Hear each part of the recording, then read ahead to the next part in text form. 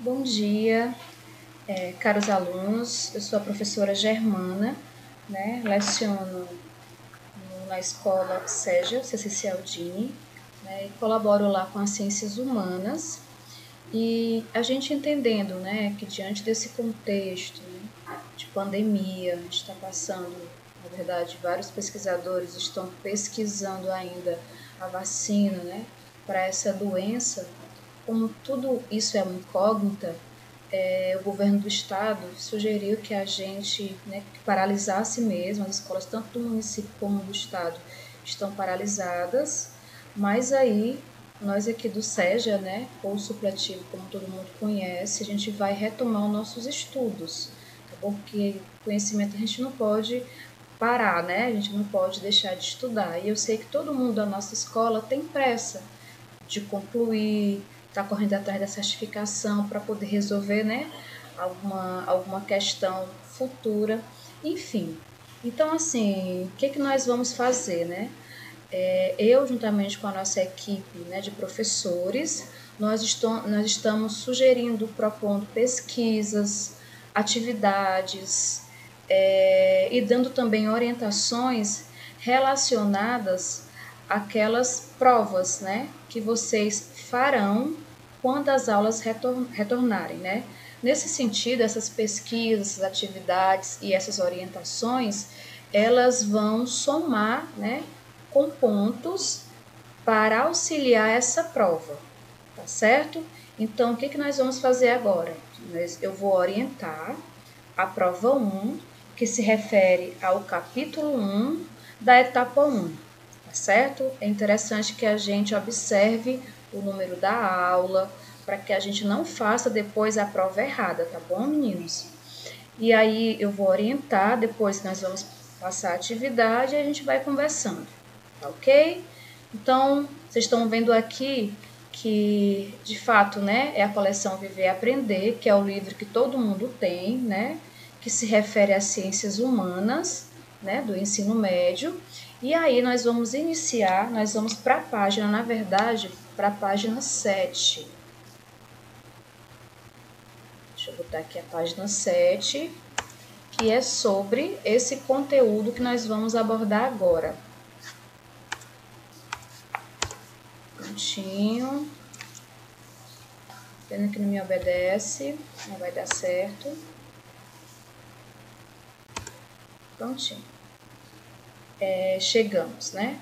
Na etapa 1, na verdade, é um capítulo muito introdutório, muito simples, tá certo? Quem está começando agora os estudos, né, não vai ter nenhum tipo de dificuldade, porque o material, na verdade, é bem introdutório mesmo, para a gente entender, né, um pouco do que seriam essas riquezas e essas pobrezas, né, no nosso mundo contemporâneo, ou seja, nos dias atuais, tá bom?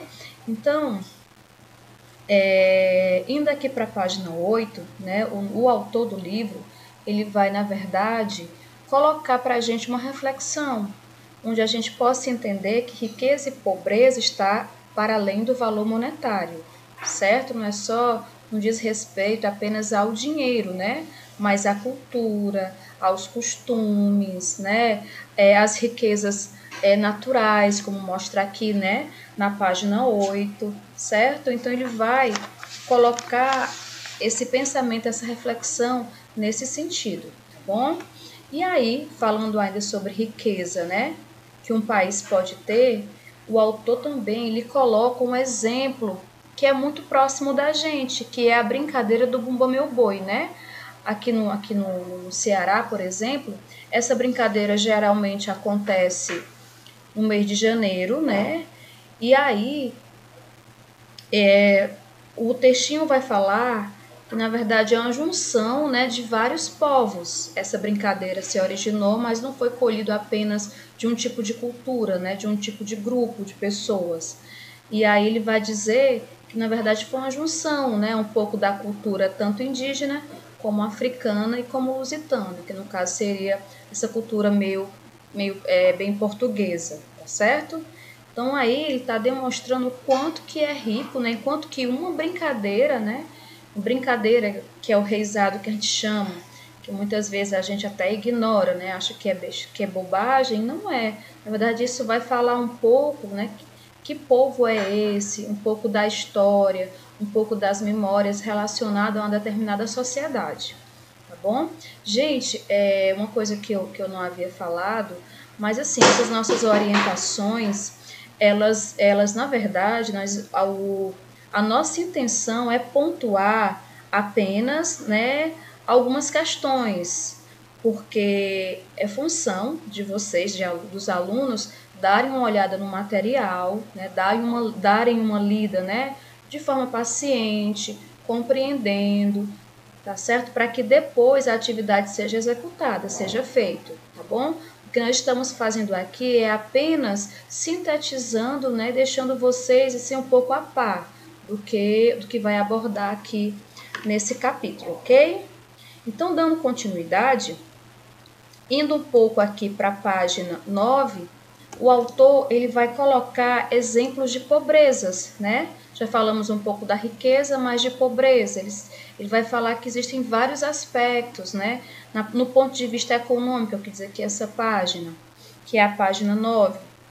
Ele vai dizer que em um dado momento, aproximadamente no ano de 2010, se eu não estiver enganada, sim, é 2010 está aqui, o Brasil, né, chegou num momento em que cada pessoa, né, tinha indivíduos que vivia com cerca de R$ 70 por mês, né? Então, assim, dentro desse ponto de vista mesmo econômico, era de extrema pobreza, tá? Então, ele vai citar esse exemplo. Uma outra questão que ele vai colocar é do ponto de vista social. Pobre seria aquelas pessoas que não têm direitos, né? Que não conseguem usufruir de direitos, que inclusive tem na própria Constituição. Direito a quê? Aquela pessoa que não consegue usufruir da educação, da saúde, do trabalho, do lazer e da segurança, né? Então, ele coloca isso como sendo uma forma de pobreza. Uma outra forma de pobreza vai ser do ponto de vista político, e aí ele vai ilustrar com um exemplo relacionado, né, a um período que nós vivenciamos aqui no Brasil, que foi a ditadura militar, que foi do ano de 64 a 85, em que, né, os cidadãos, as pessoas, a população não tinham direito de, por exemplo, de opinar, né, de votar.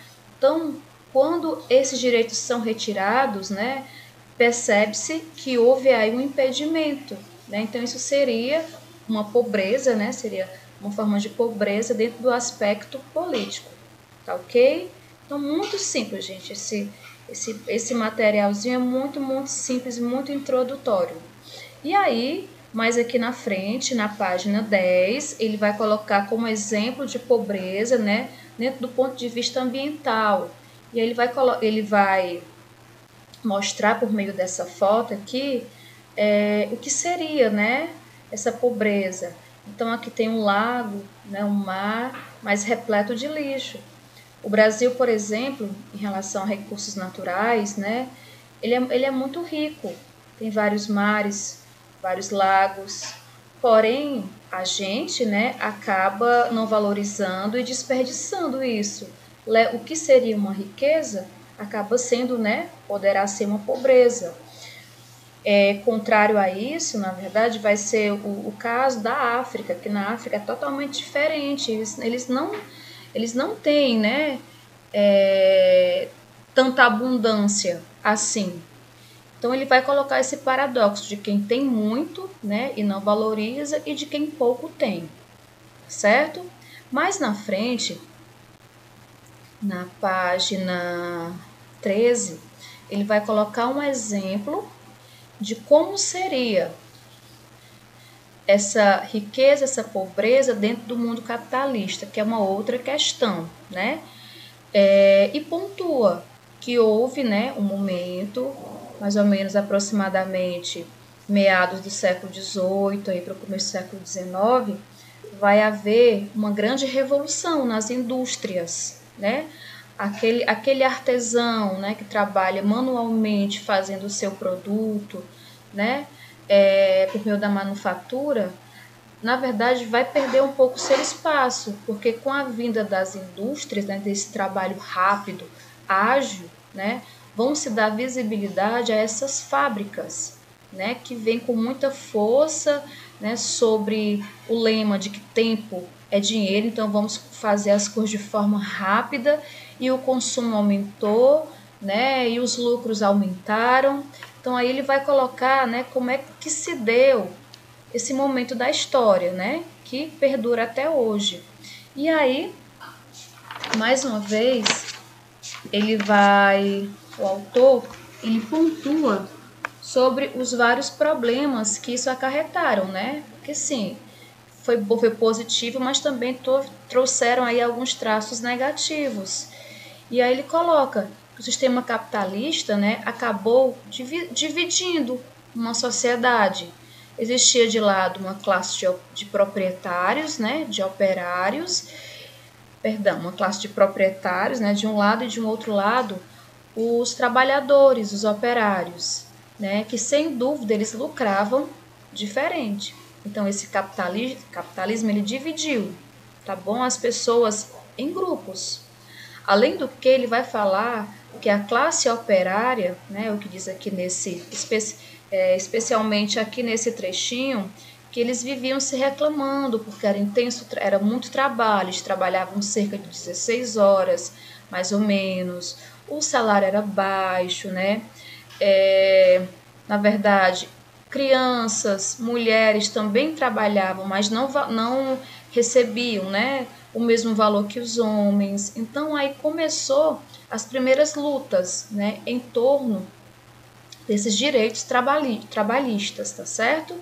Que mais na frente ele vai dizer que uma das estratégias foi a criação de sindicatos, tá certo? Que é uma coisa que vai acontecer bem depois. Ele vai só sintetizar e resumir, né, pontuando sobre as lutas que houveram nesse período, tá certo, gente? Então esse aqui é um exemplo, né, das trabalhadoras, como é que foi o caso, né, das mulheres nessas grandes indústrias, né, que inclusive nós comemoramos hoje, o dia 8 de março, fazendo menção a essa luta das mulheres em torno desses direitos, né, que deveriam ser iguais. Vamos finalizar agora esse conteúdo, que como eu falei para vocês, é muito simples, tá certo? Eu dei uma lidazinha de forma paciente, entendendo, para que a gente possa em seguida conseguir resolver a atividade ou a pesquisa que eu vou já propor.